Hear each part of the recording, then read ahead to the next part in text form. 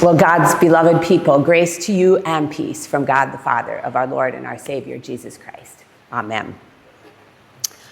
So the two stories we heard today are about Jesus' miraculous works, for sure. But they are also about something much greater than the miracles themselves. And that is faith. Both the synagogue leader and the woman had great faith. So great, in fact, that they believed that even a touch from Jesus could heal someone. And these two stories, you might have noticed, are like one of those little Russian nesting dolls. I can't remember the name of them. What are they, Mariushka or something like that? Do you know what I mean? Those nesting dolls, one inside the other? Yeah. One's nested inside the other. So there's one story on the outside, and then there's another one tucked inside of it. So we'll start with the one on the outside today. The story about the leader of the synagogue who has a 12-year-old daughter who has just died. And he comes to Jesus on his knees. And he says, if you just touch her, she'll live. And I think all of us would agree that no one on earth knows desperation like a parent whose child is critically ill, right? There's nothing on earth that can compare to the heartbreak and the desperation of a parent trying to save their child's life. And that is what we see in this father today who comes to Jesus on his knees. And it brings me personally to the question, what does it mean for us to entrust our children to God in all of the circumstances of their life and even of their death, to lift them to God and to surrender them to his love and his care? I have to admit that I myself have been in a long-term battle with God about this. I really have, ever since my own daughter tried to take her life 10 years ago now. And she's doing great now, I've mentioned before. But that trauma lives in my body, and it's hard to let it go. I want to entrust my children to God, but I keep taking them back again. You know what I mean? I give them to God 1 minute, and the next minute, I take them right back. So we have this ongoing tug of war going on. All three of my kids are in their 20s now, and two of them live just about 20 minutes from me, so I see their struggles up close and personal. I know their battles with anxiety and depression. I hear about their breakups and trying to find a life partner. It's a tough world out there. I hear about the ups and downs of their jobs. I know about their financial challenges and trying to make ends meet. And then my middle son just up and went and bought himself a puppy, of all things, who it turns out has attachment anxiety. Any of you know about that situation? It is a nightmare. So far, it has involved his puppy, Minnie, tearing up his entire apartment while he was at work one day. It will cost us a lot of money to replace all those blinds. And more recently, trying to chew her way out of her new kennel and barking so long and so loud that the apartment sent my son a warning now. She's on anxiety meds now, of course, like the rest of us. But lately, it has felt like my kids are on a merry-go-round of one crisis after another, and I have felt totally wrung out, just completely exhausted. So last Sunday, I was driving down Highway 10 on my way here, and I heard the words, "You need to surrender your children to me." And the words didn't come as a confrontation or a challenge. They came as a sacred invitation.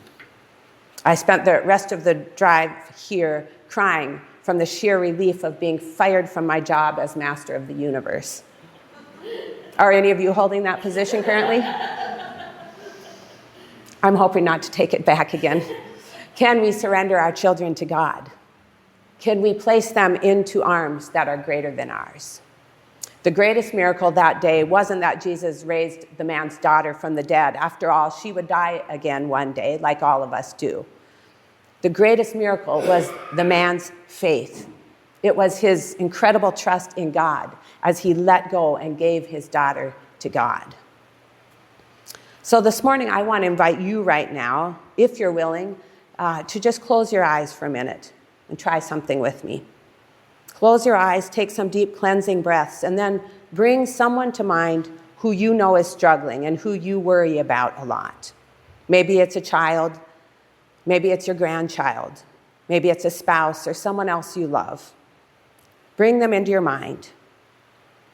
And now hold them in your arms and lift them up to God. Place them in God's strong and loving arms. You can trust that they will be okay no matter what happens. God can love and care for them in ways that you can't, and God knows things that you don't know. So you can open your eyes. That's an exercise we can do every night at bedtime if we want. We can release our people to God's care and keeping for another day and another night, and continuously retire as master of the universe. So that was the first story. And then the second one is nested inside of it, the story of the woman who's been bleeding for 12 long years, who reached out and just touched the fringe of Jesus' cloak and was instantly healed. And Jesus said to her, "Your faith has saved you," which brings me to the question again, can we surrender our bodies to God like this woman did? Can we, in faith, entrust our own body to God's care and keeping? These stories of Jesus healing people are wonderful and they're amazing, but they're also challenging, because how many of us have prayed for physical healing for ourselves or someone we love, and it hasn't happened? And so what do we do with all these healing miracles in the Bible? I was listening to one of my favorite podcasts the other day, Strengthening the Soul of Your Leadership. Yeah, there it is, with my teacher, Ruth Haley Barton. It's a good podcast. Grab it if you want to. It's free. And the current season is called Becoming Human with God in Our Bodies. And it's about life in our physical body.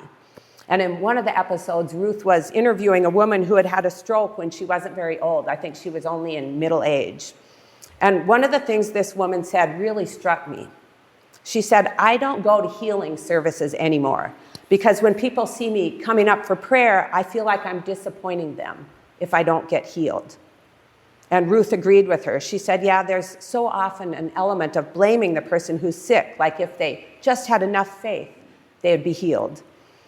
And in fact, someone had once said to this woman, she had said, "I wonder how much you're really pressing into God for your healing," which of course implied that she's the reason she hasn't been healed.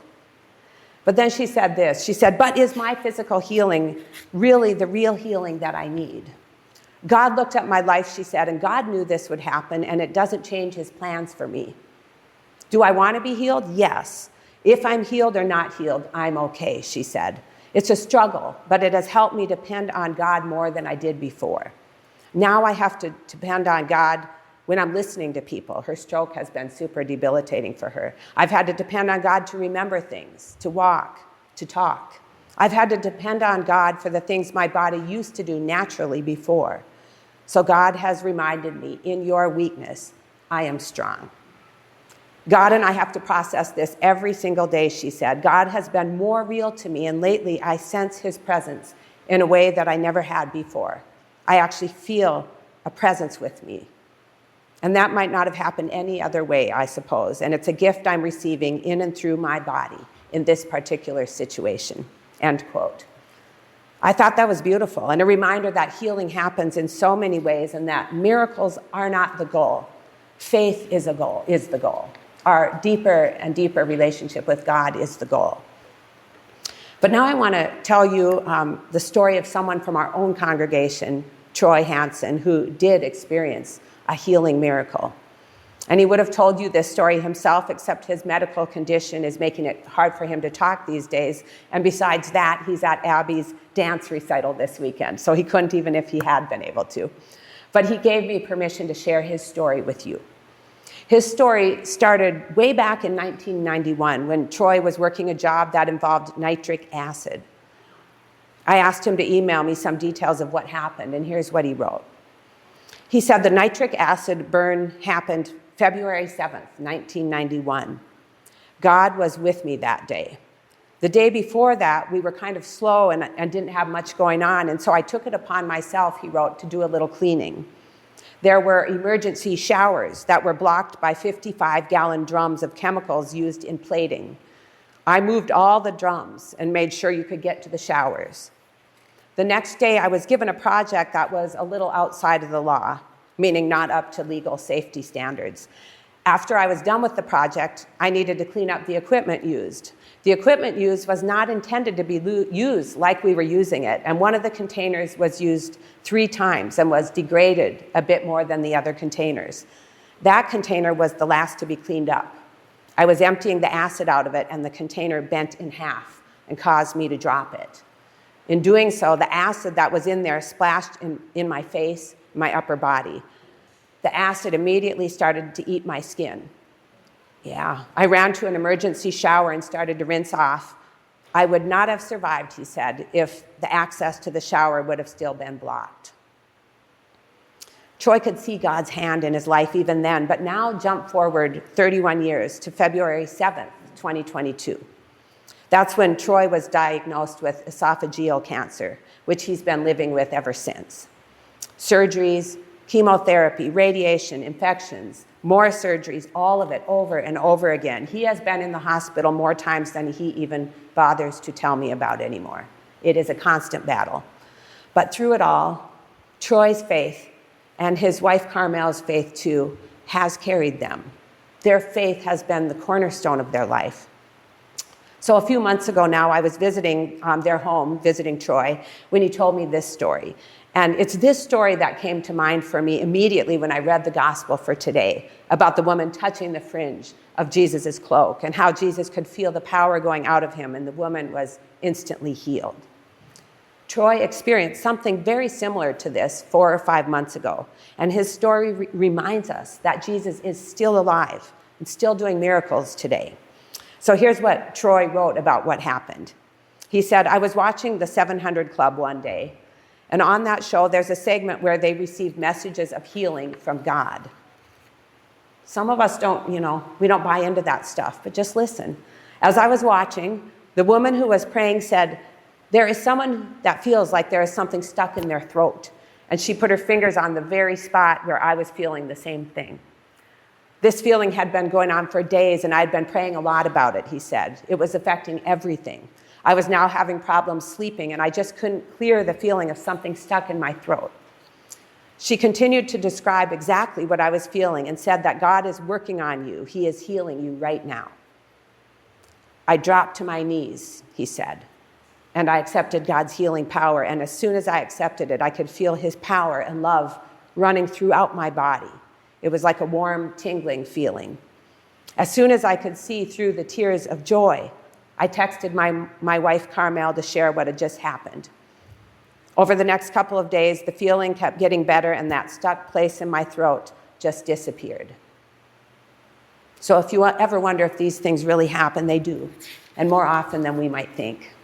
Troy had an encounter with the living Lord, which he experienced in his own body as he came to the Lord in faith. And so the question for each of us is, how are you doing with entrusting your body to God these days? When you're sitting in the doctor's office waiting for news, when you're in pre-op waiting for surgery, when you're waiting for test results or going in for scans. There are so many people in this church who are going through stuff in their body. When your body is in pain and you have problems that will not seem to resolve, can you surrender your body to God? Can you trust that God's holding you in the palm of his hand and that every single hair on your head is numbered? That not a single bird falls to the ground, that God doesn't know it, and how much more for you, his child, whom he loves. Can you entrust your body to God? And can you entrust your body to God in your dying too, as all of us will, as we remember that these saggy, baggy, broken bodies of ours will not be around forever, thank God. We will be raised up into our eternal bodies, forever healed and whole, living in that energy field of love and joy that Troy experienced and that the woman in the story felt. But it'll be a continuous and forever flow of energy, of love and joy. We will not be able to contain the joy inside on that day. So that's the invitation this morning. Can you entrust your children and the people you love to God? And can you entrust your own body to God in all that you're going through? And as you come up for communion in a little bit, I want to encourage you to bring this to God. And if you want to take some time to kneel at the altar after you receive communion, like the leader who knelt at the feet of Jesus, you're welcome to do that. Some of you have knee problems, of course, speaking of physical problems, so you can't kneel, but feel free to stand at the altar. And some of you can't get up this step to the altar, but God sees you right where you are in your pew as you kneel before him in your heart. So let's come now before that great healer, the lover of our souls, with all of our needs, and in faith that God will meet us there, that we will encounter the living Lord just as he promised. So we're going to sing now. I think it's a golden oldie, but I'm not sure. Do you guys know the song, Healer of Our Every Ill? Some of you do, some of you don't. All right, we're going to sing it. We're going to give it a try. And let's enter into God's healing presence as we sing.